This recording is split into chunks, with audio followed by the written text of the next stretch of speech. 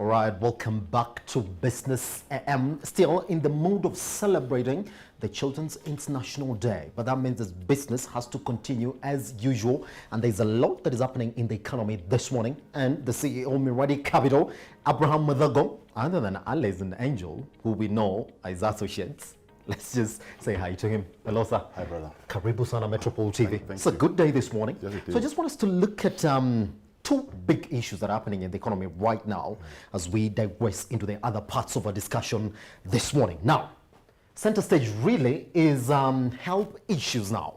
Now, the Higher Education Loans Board has given a 30-day deadline to Kenyan defaulters to repay their loans, failure to which their names and photos will be published in the country's dailies. According to HELP, at least 85,000 Kenyans have failed to service a loan of 50 billion shillings issued since, now wait for it, 1975. Now, the state body further added that legal action may be pursued against defaulters at the expiry of a 30-day deadline in accordance with the HELP Act. But before we decipher further into this, let us listen to a piece by our very own Victoria Munga. All right, Richie, take us there.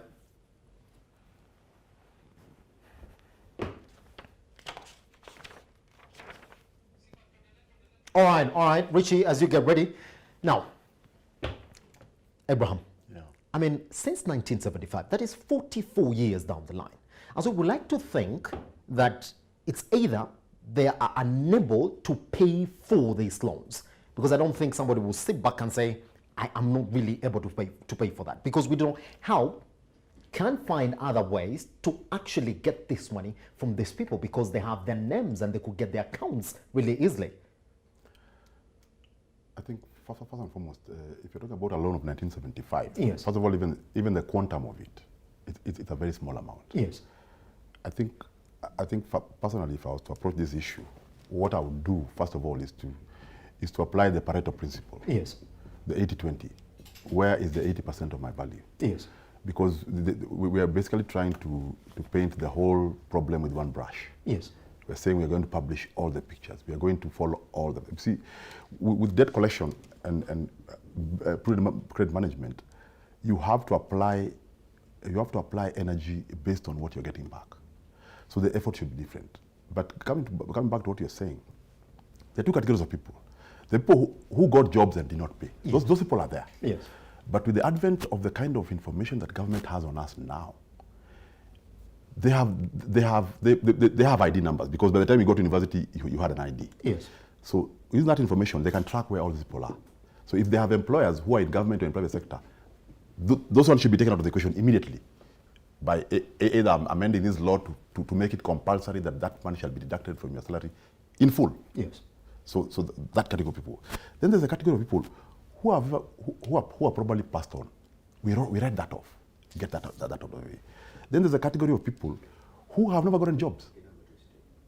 So those category of people is the people we need to think about.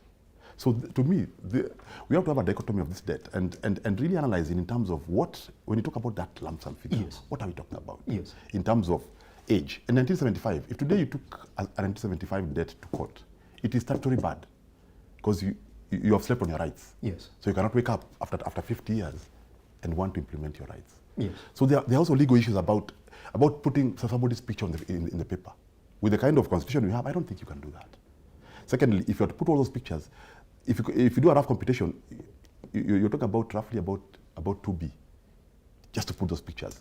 And for municipals to do nothing else than publish people's Yes. pictures. Yes. So I think the whole strategy is more of a scare tactic Yes. than an actual strategy. Yes. And I don't think it was going to scare anybody, if you ask me. The people are not bored. Yes. So I think let them go back to the drawing board. Let them dissect this debt into age and into segments of the people who took and people and cross-check the database of the ID numbers, Yes. vis-a-vis those people where they are now. Yes. And whether they are alive, because you can also cross-check that with the registrar of deaths, that out. And then now you're left with this category of people who genuinely took the loan but have no job. Yes. That is where the discussion should be, because I remember when I was taking mine, the underlying transaction was, we'll only deduct it the day you get a job. Yes. Okay, I was in school quite some time back. But when I got my job, I paid it in full because it was not much. Yes. But what I'm saying is there's a big chunk of this debt that is about people who want to pay but cannot pay. Yes. So what do we do to those people? Publishing them in the papers will not make them pay. If I don't have the ability to pay, embarrassing me will not make me pay. Yes. Yeah. So I personally, I may not have the details, but if you were to ask me, that's how I would approach it. Pretty much, isn't it? Yeah. Now, there are two ways that we're talking about this. Is it that we have failed, therefore, to actually help the loan beneficiaries to get ways in which to pay money? Because the people are saying, you just don't give me money, because there should be a process in this sense. Is that there are some activities that the government are going to actually now get into using the same people who owe them money, so that this amount of money that they keep on paying. I mean, we've had conversations floated, like the just concluded national census process. You would have said that it would have been mandatory for anybody who owns the government this money to actually Yes. get in that election processes, train them and make sure that the money in which you disburse to other quarters of the economy actually goes back to paying your loans. Would you say that we would start from there? Because I don't think anybody just sits, a majority of them just are unable totally to pay back these monies. Yeah, you're right. Again, if you divide them into only into two groups, there are Yes. those who can pay and want to and don't want to pay, Yes. and those who can pay and are not paying. Yes. Now, if you look at it carefully, the underlying problem is that the economy is not doing as it should, and that's why there are so many of those people who got degrees but have no jobs. Yes. So that is where we should start. Yes. One, implement our strategies and fortify them so Yes. that we generate the jobs we need to generate, probably at 500,000 to 1 million jobs a year. That's number one. Number two, we also need to shift our curriculum, which I think we've already done, but it's still at the lower end, so that we start bringing up entrepreneurs. We start bringing up people who run in their own lane. Because this problem of help people not be able to pay help with the current model will only get worse. Why? Because it is can't pay, won't pay. If I can't pay, what you see, you can only Yes. follow me through a civil suit. Yes. The end of a civil suit, if you get judgment, if I have nothing to collect, then you take me to civil jail. Yes. Civil jail, you the person who pays for my stay maximum of 6 months in civil jail, and after that, dead end. So that route is a route they do not want to follow. Yes. It's expensive, so it will just poke boreholes in their pocket. Yes. So that's what I'm telling you. It's better to dissect and decide our value is here, and this other debt is not collectible. Let's get rid of it. Pretty much. And then let the government take the tab, because education is one of the sectors that are critical to this. Yes. But at the same time, as we're sorting our education system, as the CBC comes up, although it's probably now at almost the last standard date, I think we'll do it in about 2-3 years. So as CBC comes, the time it gets to university, then we'll start getting people who are given a loan, and as soon as they come out, they pay because they have the ability to start something. Yes. Or they're in a lane that requires them. But right now what we are doing, we're just churning people with papers. When they get out there, they start fumbling around, but they can't pay. And so this problem will continue. If we continue doing the same thing, and we continue this kind of scare tactics, I don't think they're going to help. I can assure you, even in about a week or two, this will have fizzled out. Yes. Yes. All right. Away from that now, but I just want us to talk about Equity Group this morning. Now, they just want to be called Equity. Good. Now, it has announced it has plans, therefore. It has entered into a deal to acquire a majority stake in Banque Commerciale du Congo, that is BCDC, the second largest bank in Democratic Republic of Congo. Equity Bank Group will pay 10.7 billion to George Arthur Forrest family to acquire a 66.5% stake in the bank. Thus, it will pay the amount in cash for the 354 shares in BCDC in a deal inclusive of dividends that the bank will declare after January 1st. Now, the Nairobi Security Exchange listed bank already has a subsidiary in DR Congo, which it acquired in May 2015, and will seek to integrate the two banks in a merger that will create the second largest bank in the Central African nation. Now, we would therefore acquire an additional 7.6% stake from KfW, a German state-owned development bank pushing its ownership to 93.6%. Let's leave it there. Abraham, recently, we have seen local businesses actually start to venture regionally. Equity Bank has been there, and we cannot say they've started right now, because we do know they're in Uganda, they're in Southern Sudan, they're in Tanzania as well. But the books really speak for them wanting to do this. If you go back to look at the first year report, just pre-tax profits, they actually rose to 17 billion shillings in the first half of the year. All right? I just want us to go back again and look at exactly what they did. If you look at their net loans to customers, they also rose 17% to 320.9 billion shillings in the first half of the year. All right?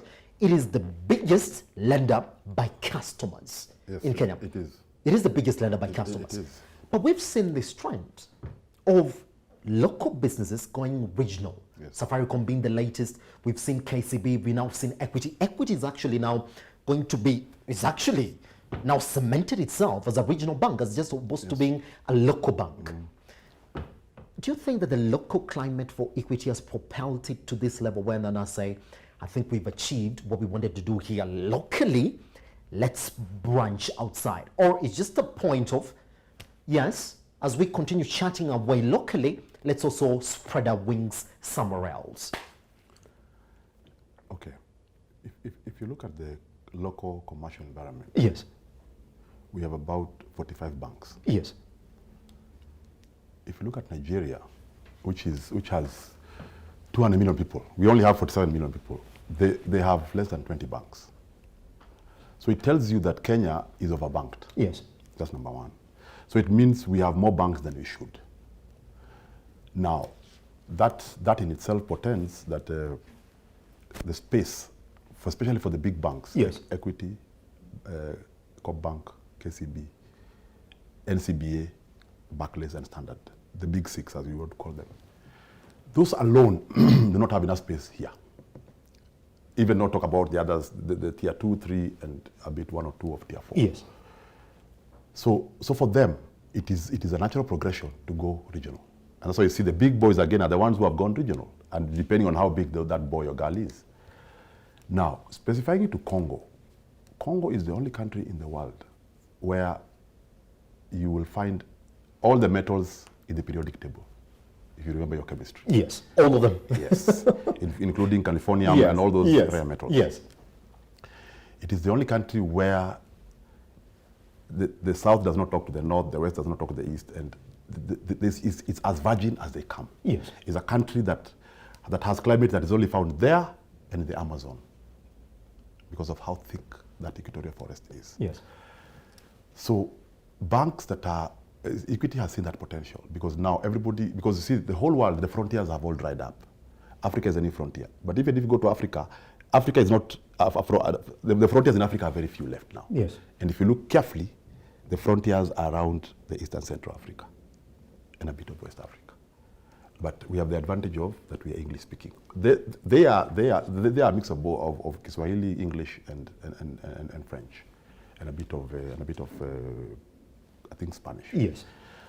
So I think Equity has seen that potential. That's why you see they've bought into one bank. Now they're buying into another. Now they're buying into another. What is the strategy? Yes. The strategy is, as money starts getting in that country, which it is, as infrastructure starts being put up, Yes. as a country starting becoming efficient, they'll be there. Because everybody, when an investor comes into a country, the first thing they want to know is how do they take their money in and how do they take their money out? Yes. And where do they keep their money safe? Yes. So that position they're already taking. But even not just for banking, I think you'll soon see, once the infrastructure starts kicking in, you'll start seeing production plants changing their models from producing here and transporting it there to taking their plants there. Because the kind of concessions that are coming, for which I am privy to, are concessions that will make it very easy for people to go and set up there. The only reason people are not setting up there is because, one, the preconditions like human capital, in terms of ease of power, Yes. in terms of water, the basic amenities are still not the way they should. So the people are the expatriates will be more comfortable staying here. Yes. But the moment we up that infrastructure in that country, then you'll start seeing movements there. Yes. You'll start seeing a reduction of airfare because, like, if you look at the Kenya Airways flight, like from Nairobi to Lubumbashi or Nairobi to Kinshasa, yes, it's more expensive than Nairobi to London. Why? Because the demand is higher. But as they open their skies, then you'll have more planes going there. Then the place would come down. So in a nutshell, I think James Mwangi of Equity, I think is just positioning himself. Yes. The kind of money he's spending may not make sense now, but it will make sense. But it'll make sense. Because the guys will be yes, coming in then will pay 3-4 times what he's paying. What he's spending right now. Yeah. Isn't it? There's something that he's saying, just as we cleared this conversation this morning, there's something that he actually said the other day when he was releasing their results. Yes. Is that they don't know what the government policy is in Kenya when they just expunged the repeal on rate caps. Is that they said, we're not in a hurry right here, right now in the market, despite these good numbers that are actually giving us this morning, to actually start changing our interest in our products. We have to wait and see what policy that the government is really trying to introduce. Would you say that this is exactly what is making them fuel their energies to, was a less regulated environment, just to go capture in a fresh market, even as the local market here really tries to redefine itself, because we're getting told the 20% interest rate regime done and dusted? Yeah, you see, first of all, in terms of sophistication, Kenya is a very sophisticated market. Yes. I mean, there's no comparison with DRC. Yes. Personally, I think the reason they're going there is because of lack of space here. The regime here, you saw, even when it was capped, they still stayed. Now the reason nobody is going ahead to increase their rates is because everybody's playing a wait and see game. Isn't it? Because the public is waiting to lynch the first guy who goes just first. makes that step. Yeah. So that's why you see they've all stayed put. If they were asked, they would have done something else, but they're all staying put, trying to understand. But the government should move very fast and start, and actually the MPC should have met by now and start driving the CBR downwards. Yes. So that as they think about going up, the government gives direction of down. Pretty much, yes, isn't it? Yeah. All right, Abraham, I'm just going to let us stop here because I'm getting told Alice and Angel took our time and they're bound to come back again and take it further as well. Because after this, we are actually going to talk now the topic on children's rights. We have Daima Trust Executive Director in the studio today. Let's talk about it, and we have another surprise for you. Wait and see. Abraham, thank you very much for coming. Anytime. All right. Anytime. Winchi, take us out. We come and talk about that.